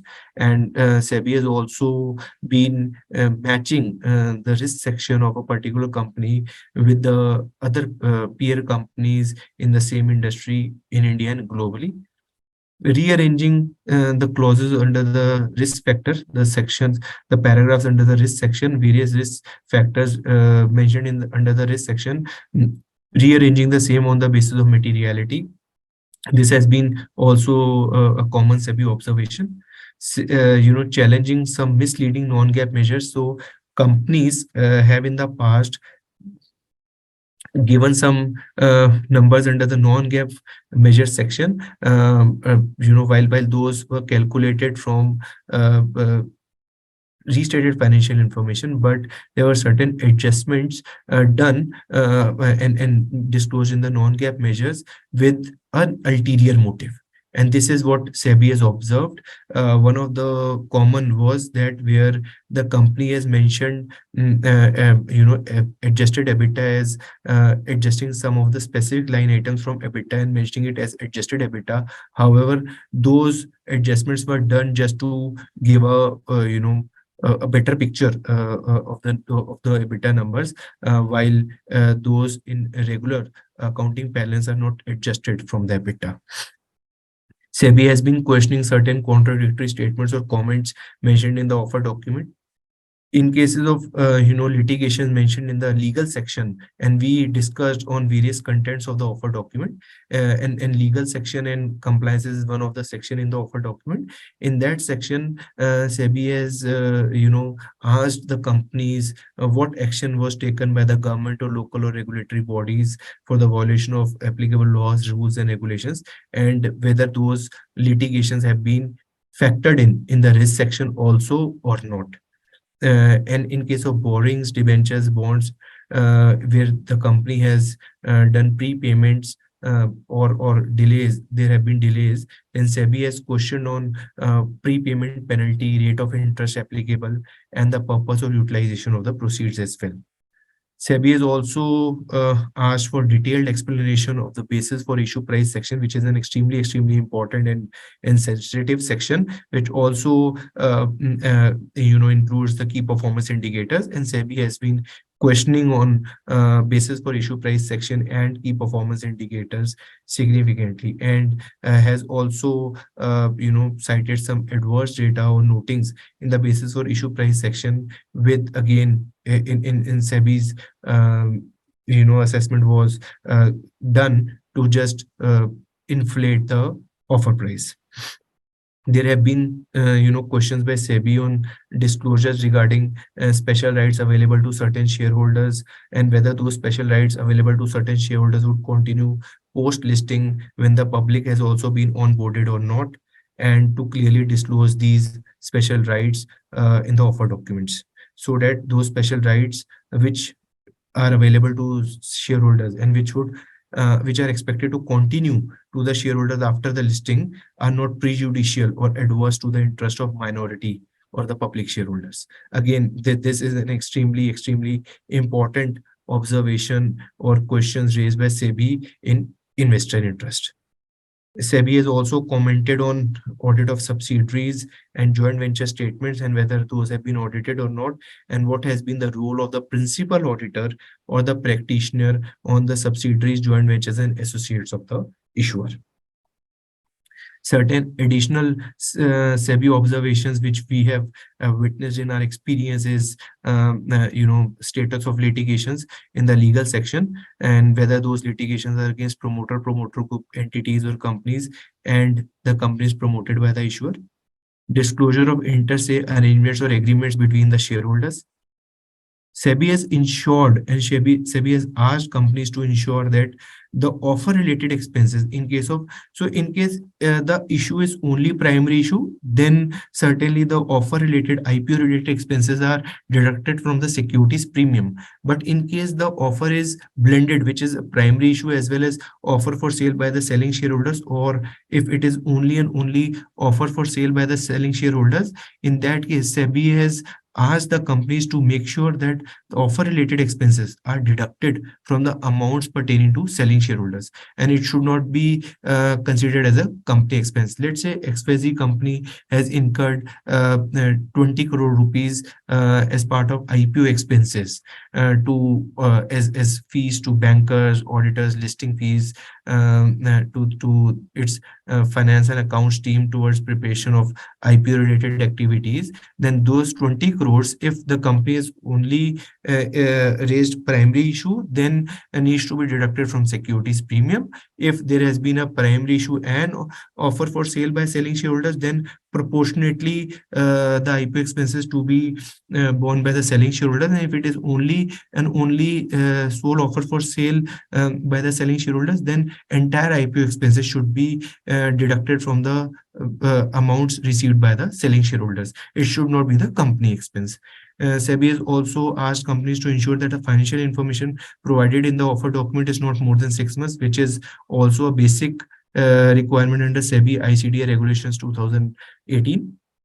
SEBI has also asked companies to ensure that the headings or subheadings in the offer document should not have any abbreviation which have not been appropriately explained, and there should be proper and complete definition of each and every concept used in the offer document in the definition section within the offer document itself. Where there have been borrowings in the company and the company has not utilized their current cash and bank balance. So SEBI has also seen that in case of companies with significant amount of cash and bank balance, and on the other side significant amount of borrowings and raising money with the objective utilizing the public money for repayment of borrowings, SEBI has raised questions on those companies. SEBI has asked issuers for the specific reasons why the current cash and bank balance available has not been utilized or is not being utilized for repayment of borrowings, and a fresh issue is being made with the objective of utilizing public money for repayment of borrowings. And SEBI has been very strict in last 3 to 4 years with failure of some of the companies initial public offerings, and where the public money has gone into vain. SEBI has become extremely strict around it, and there has been a frequent discussions and frequent concerns raised by SEBI's primary market advisory committee on such type of transactions. SEBI has also raised various questions to various issuers on the objects of the offer, the purpose for which the money would be utilized, and how it would be utilized, and the duration within which the company is expecting utilization of public money against those objects. SEBI has also sought clarification from the statutory auditors or practitioners in few cases on the restated financial information, and from the company as well. And SEBI has been raising questions on key performance indicators as well within basis for issue price section. But since key performance indicators is relatively a new concept which was introduced last year, and there have been slow momentum in terms of initial public offerings in India because of domestic factors as well as geopolitical factors. But I expect SEBI to be looking at it in more detail with lens on go forward basis around the key performance indicators mentioned by the company. This was something from my side. I tried to cover up all the nuances around IPO, the journey, the requirements of SEBI ICDA 2018 amendments till date, and the guidance note issued by the Institute of Chartered Accountants of India, as well as the technical guide on key performance indicators, practical challenges faced by the company, as well as the statutory auditors or the practitioners, and SEBI observations, few of the common SEBI observations which I have dealt with, or I have collated it from various publications of SEBI. I would now just close my screen and open up for question and answers.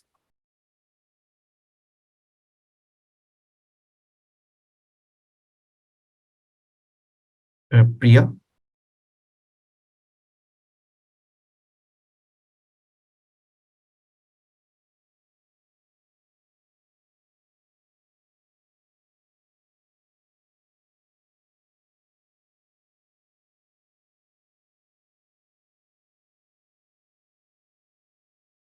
Priya, can you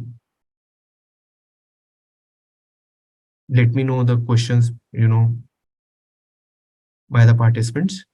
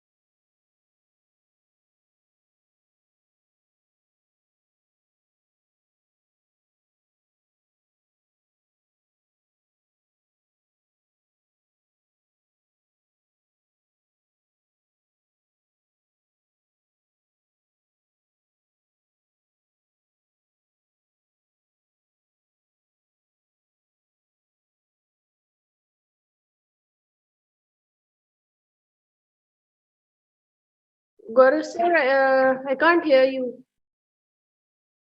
Priya, can you hear me now? Yes, I can.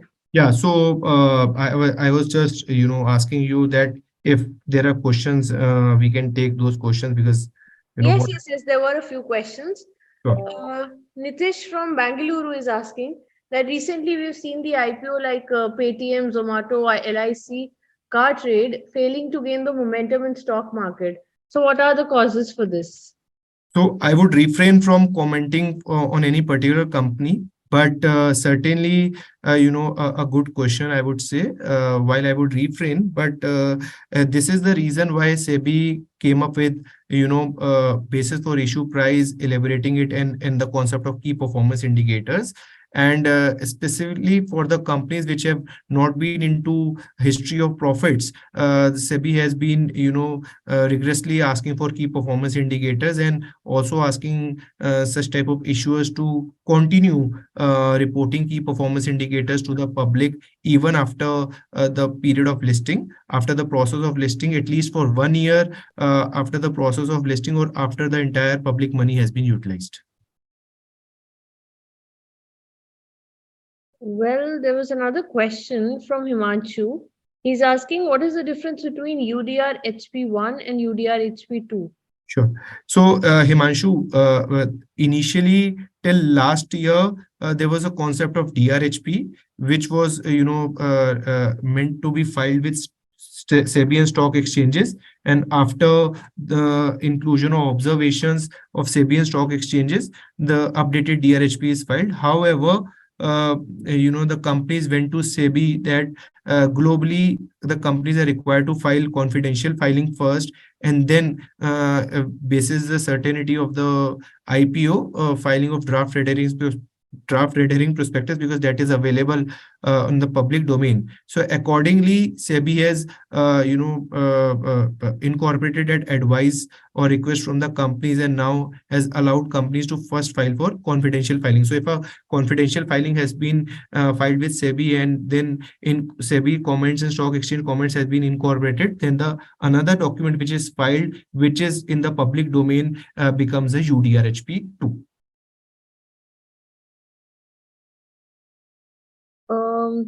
There's another question from Niranjan from Mumbai, but the question is incomplete. Is there any similarity and difference when compared to M? It's an incomplete question. I can't. Yeah. So, Mr. Niranjan, can you please reframe and post it again? And another question from CA Aluri Krishna from Hyderabad is incomplete. He's asking, are there any timelines? So, while there is no specific timelines, technically what I have experienced is that 15 to 18 months is, the timeline which company generally takes planning IPO and then going public. Well, there are no other questions as of now. I request the participants to please key in the questions in the query box, which is right on your screen. We can wait for a couple of minutes for other queries. If there's any other thing which you want to add on. No, that's it. I what I wanted to cover in this, 2 hours presentation, I have already covered. All right. Let's wait for about a minute or so, Sure. because I don't think there would be any other query.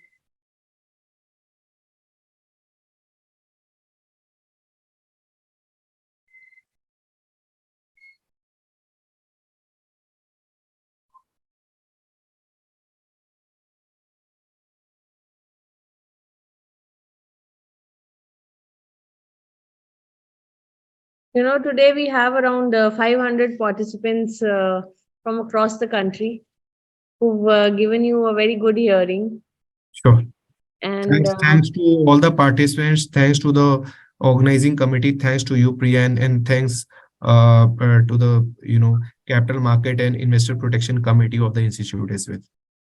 so Niranjan is asking, okay, the question is still incomplete. He's written it again. Is there any similarity and difference of IPO journey with when compared with M? I don't know what that M means. Sure. Mr. Niranjan, please type the entire question and send it again. Nitish wants to know what is stub period. Yeah. So, Nitish, the stub period is actually, since there is a requirement of SEBI ICDR that uh, uh, less than 180 days should be the time period between the period presented in the restated financials and the date of filing of DRHP. And if that period is more than 180 days, then the company is required to prepare 3 months or 6 months incremental financial statements and include in the restated financials, which is known as a stub period financial statements, and the statutory auditor or the practitioner is also required to report on the same.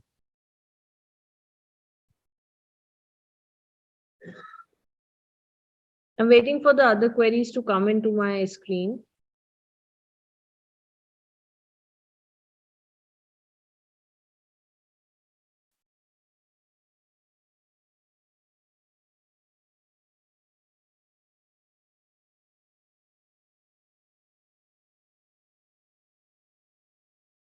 Is Sure. that So okay?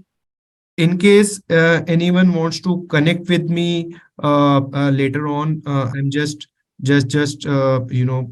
presenting my contact number as well as my personal email ID, and I would be delighted to respond to any questions in future or any doubts in future. That is wonderful, because I don't think we are having many queries and some might be taking a little more time.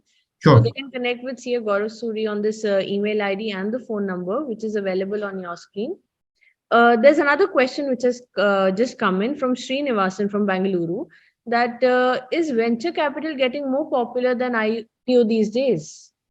Not really. So, because of some domestic and geopolitical reasons, IPOs has taken a slow pace, and that is where the private placements have taken place. But the expectation is that IPOs will take a momentum back. Niranjan wants to know, please share an IPO journey comparison with the acquisition process. So IPO journey and acquisition process is two different things. IPO is, going public and then inviting public for subscription to the shares of the company. Whereas, acquisition is something which could be off a market as well, a direct or an indirect acquisition of a business or a subsidiary. Nitish wants to know if you could suggest a material wherein he can know more about the IPO and read a little more. Sure. So there is a complete comprehensive guidance by SEBI, issue of capital and disclosure requirements regulation 2018. And there is a guidance note issued by Institute of Chartered Accountants of India 2019. Both these documents are comprehensive enough for India listings. CASV Ramaswamy wants to know that after all the documents are filed, if the company feels that they want to withdraw the IPO, can they withdraw it, or should they explain the reasons for aborting the exercise? So they can withdraw it at any point in time. And that is where, companies requested SEBI for confidential filing, where till the time uncertainty turns to be certain for the companies, they could go with confidential filing so that their numbers, their financial and operational parameters are not known to the public, and then they can decide whether they want to actually go for listing or not. Taking that question forward, can the reason be something like they are not likely to achieve the expected valuation? It could be. Oh, great. Let me just refresh my screen and take up one or two more questions if there are any.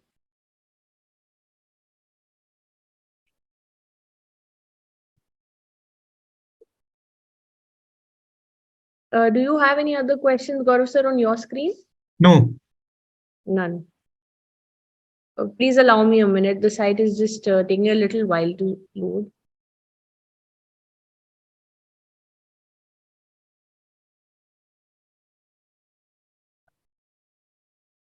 I believe that is pretty much it. Yeah. Sure. One last question I'll just take for the day from Niranjan. Is SME IPO listing journey same or different as national IPO listing who are non-SMEs? Yeah, so SME IPO journey is little different. There are different, the process mandated by SEBI, and it is more to help SMEs for listing, and not so rigorous process which is applicable for non-SMEs. My request would be that you can, read the requirements in the SEBI ICTA regulations. All right. I'll put an end to the question bank over here. For all Sure. the other queries, the participants may please contact CA Gaurav on his email ID or the phone number as the case may be. And I really want to thank you, sir, for your valuable time and giving us the useful insight on the topic.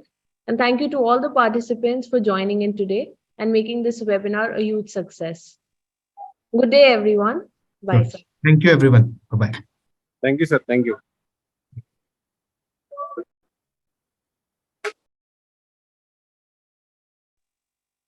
Yes, Ashok ji.